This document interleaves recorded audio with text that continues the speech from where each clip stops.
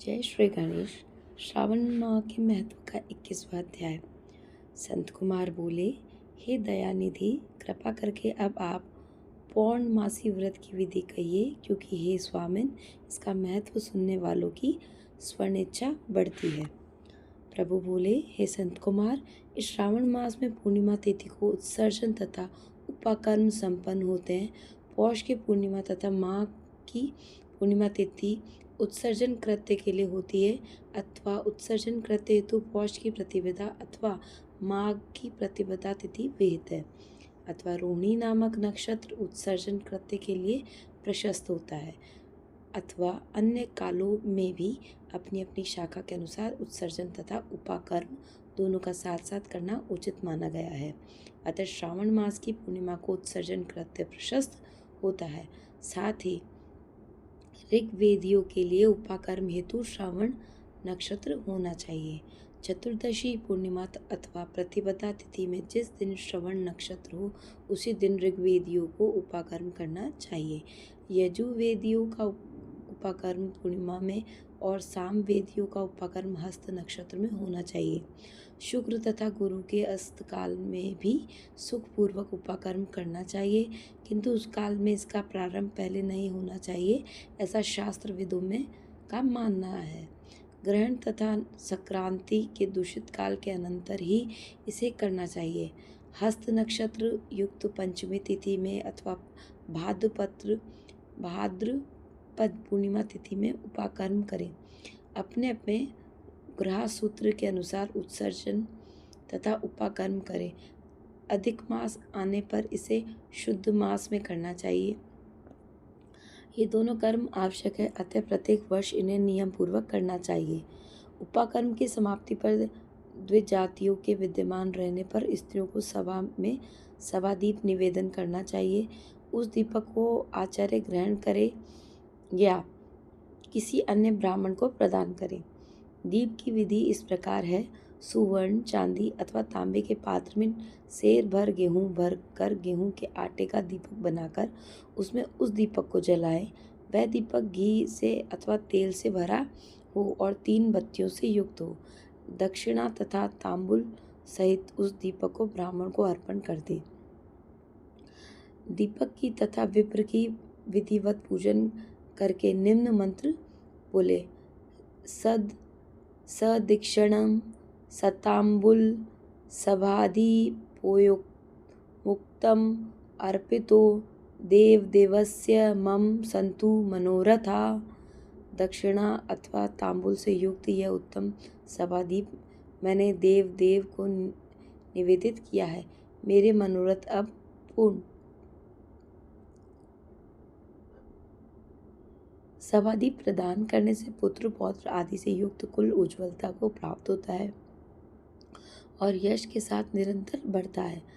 इसे करने वाली स्त्री दूसरे जन्म में देवांगनाओं के समान रूप प्राप्त करती है। वह स्त्री सौभाग्यवती हो जाती है और अपने पति की अत्यधिक प्रिय पात्र होती है। इस प्रकार 5 वर्ष तक इसे करने के पश्चात उद्यापन करना चाहिए और अपने सामर्थ्य के अनुसार भक्ति पूर्वक दक्षिणा देनी चाहिए। हे संत कुमार, यह मैंने आपसे सभादीप का शुभ महत्व कह दिया है। उसी रात्रि में श्रवणाम कर्म का करना बताया गया है। उसके बाद वहीं पर सर्प बलि की जाती है। अपना अपना ग्रह सूत्र देखकर ये दोनों ही कृत्य करना चाहिए। हयग्रीव का अवतार उसी तिथि को कहा गया है, अतः इसी तिथि पर हयग्रीव जयंती का महोत्सव मनाया जाता है। उनकी उपासना करने वालों के लिए यह उत्सव नित्य करना बताया गया है। श्रावण पूर्णिमा के दिन श्रवण नक्षत्र में भगवान श्री हरि हयग्रीव के रूप में प्रकट हुए और सर्वप्रथम उन्होंने सभी पापों का नाश करने वाले सामवेद का गान किया। इन्होंने सिंधु और वित्स्ता नदियों के संगम स्थान में श्रवण नक्षत्र में जन्म लिया था। अतः श्रावणी के दिन वहाँ स्नान करना सभी मनोरथों को पूर्ण करने वाला होता है। उस दिन वहाँ षाडग धनुष चक्र तथा गदा धारण करने वाले विष्णु की विधिवत पूजा करें। इसके बाद साम गान का श्रवण करें, ब्राह्मणों की हर प्रकार की पूजा करें और अपने बंधु बांधवों के साथ वहाँ क्रीड़ा करें और भोजन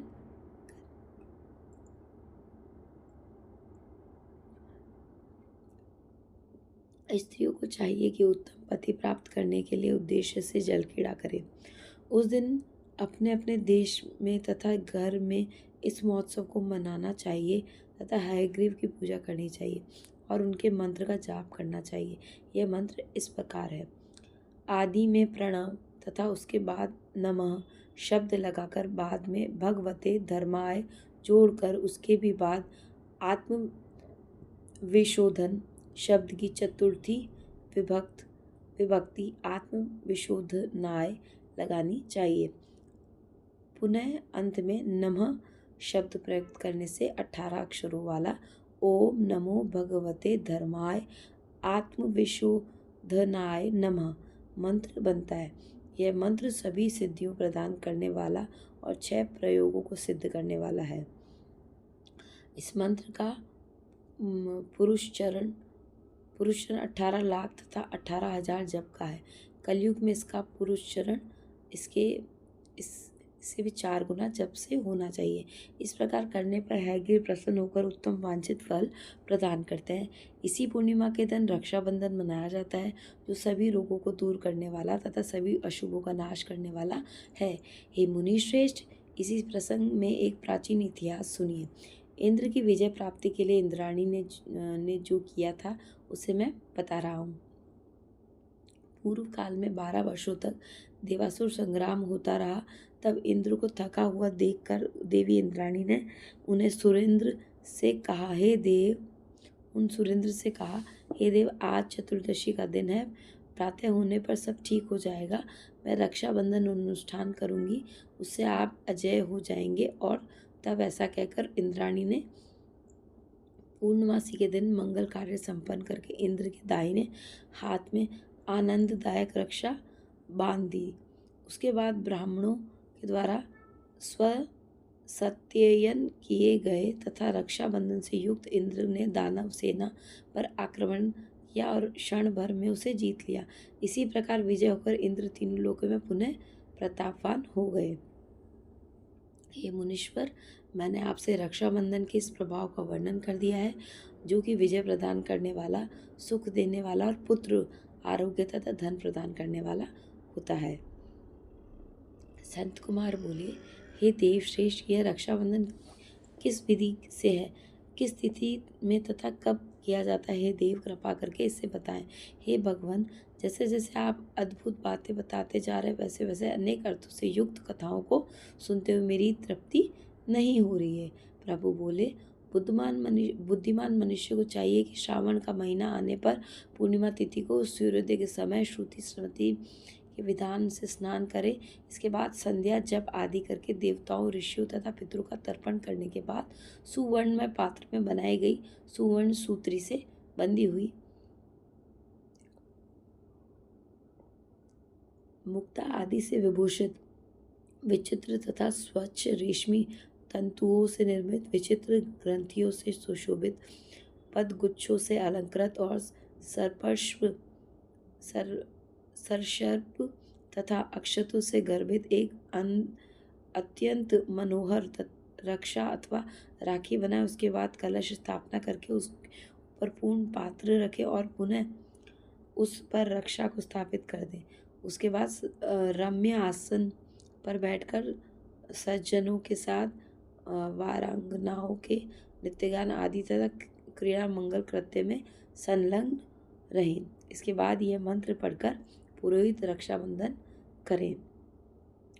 येन बद्धो बलि राजा दानवेन्द्रो महाबला तेन त्वाम नुबंध नामी रक्षे माँ चल। जिस बंधन से महान बल से संपन्न दानवों के पति राजा बलि बांधे गए थे, उसी से मैं आपके बांधता हूँ। ये रक्षे, चलायमान मत हो। ब्राह्मणों, क्षत्रियों, वैश्यों, शूद्रों तथा अन्य मनुष्यों को चाहिए कि यथपूर्वक ब्राह्मणों की पूजा करके रक्षाबंधन करें। जो इस विधि से रक्षाबंधन करता है वह सभी दोषों से रहित होकर वर्ष पर्यंत सुखी रहता है। विधान को जानने वाला जो मनुष्य शुद्ध श्रावण मास में इस रक्षाबंधन का अनुष्ठान करता है, वह पुत्रों, पौत्रों तथा स्वजनों सहित 1 वर्ष भर अत्यंत सुख से रहता है।